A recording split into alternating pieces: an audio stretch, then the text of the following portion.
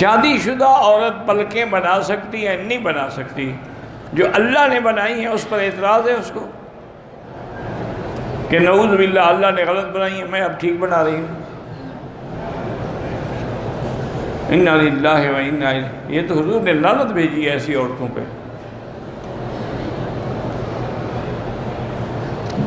تسبیحات افضل ہے کہ دائیں ہاتھ پہ پڑھیں، لیکن بائیں کو بھی ملا لیں تو کوئی منع نہیں ہے.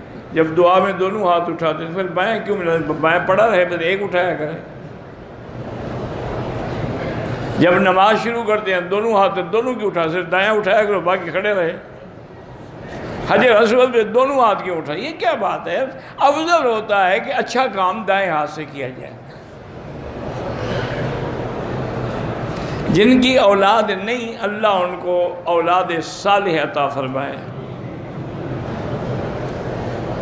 تجارت میں برکت کے لیے استغفار زیادہ پڑھو.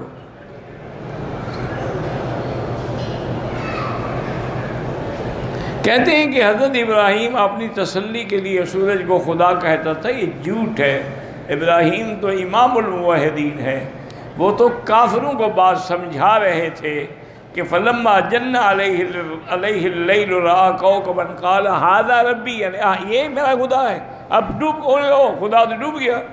ان کو سمجھا رہے تھے، ان کو شک نہیں تھا کہ اپنی تسلی کر رہے تھے. اسلام کے مطابق آج کے دور میں حق البحر کتنا ہو، حالات کے مطابق ہو. حالات کا معنی یہ ہے کہ لڑکی اگر امیر ہے اس کو تم 100 روپیہ پکڑا دو تو حق البحر نہ ہو، اس کو 1 لاکھ دو. جو آج کا رواج ہے، حالات ہیں، اس کے مطابق دو.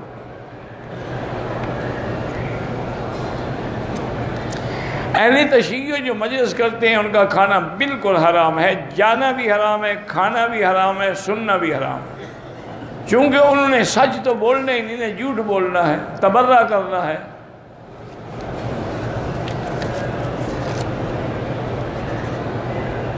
بھئی یہ تو مجھے پڑھا نہیں جاتا، آپ نے کیا لکھا ہے اللہ عالم. بچوں کے لیے دعا کریں، ان کو عمرے کی کیا ضرورت ہے؟ ویسے ہی نابالغ ہیں، معصوم ہیں.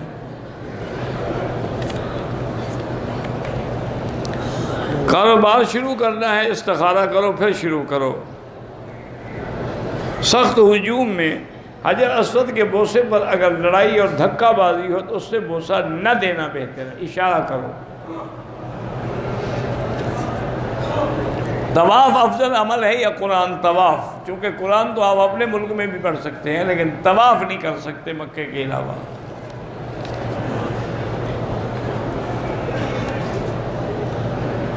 ہمارے بھائی جو مزدوری کرتے ہیں عمرے کے لیے آتے ہیں بال نہیں کٹواتے، ان پر دم ہے نہیں کٹواتے. تو یہاں رہنے والوں کے لیے شریعت کوئی بدل تو نہیں جاتی کہ باہر والے عشاء کی 4 رکعتیں پڑھیں اور مقامی 1 رکعت پڑھ کے گھر چلے جائیں.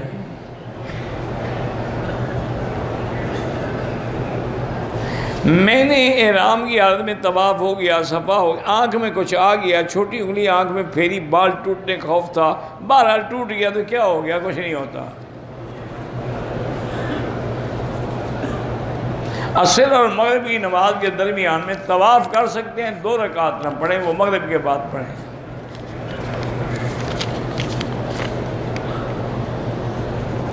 امام ابو حنیفہ رحمہ اللہ تعالیٰ تابعی تھے، صحابہ کی زیارت کی ہے انہوں نے.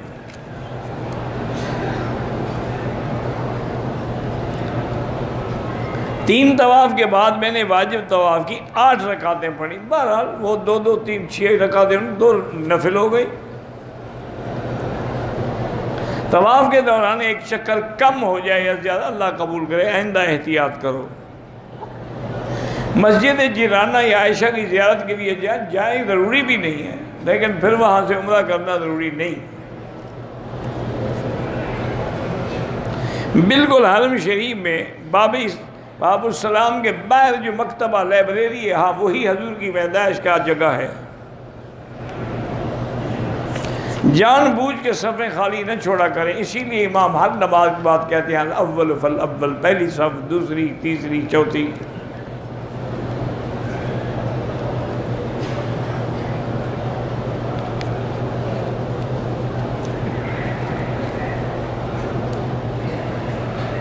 میری بیٹی آپ نے دوائی کھا کے غلطی کی، بہرحال جو ہو گیا ہو گیا.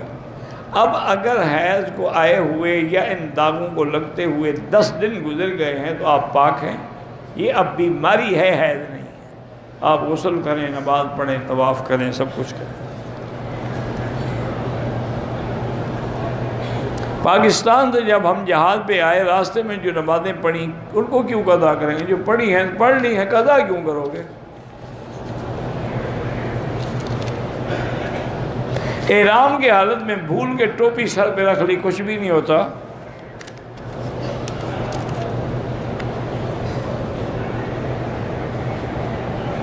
ایک عورت مدینے سے آ رہی ہے، اس کو حیض آ جائے گا اور اسے فوراً واپس جانا، پھر وہ نیت ہی نہ کرے عمرے کی، آگے چلی جائے. اگر نیت کرے پھر رہنا پڑے گا جب تک عمرہ پورا نہ کرے.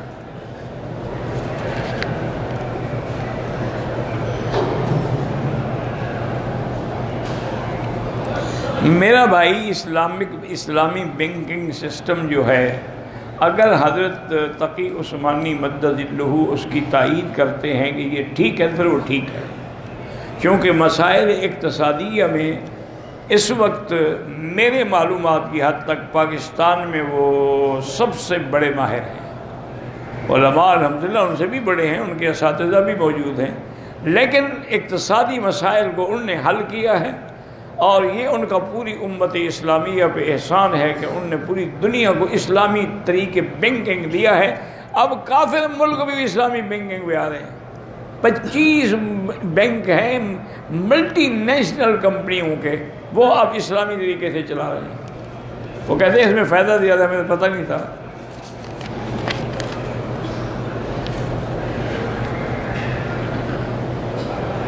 اگر بھائی اپنے بہنوں کو حصہ دے دیں تو ان کے والد چھوٹ جائیں گے. ہاں، ان کا والد قبر حشر میں چھوٹ جائے کہ آپ ان کو دیں اور اپنے والد کو چھڑائیں.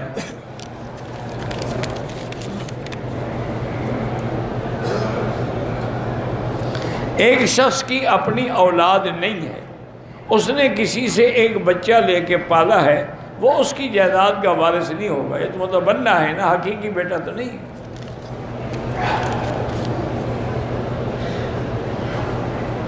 موبائل میں قرآن پاک رکھ سکتے، لاؤڈ کر کے رکھ سکتے ہیں، چاہے حمام جائیں وہ موبائل لے جا سکتے ہیں.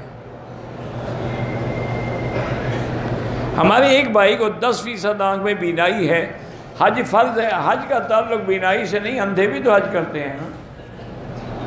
اگر صحت ہے، تندرستی ہے، کسی کو ساتھ لے آئے، اس کو پکڑ کے رکھے.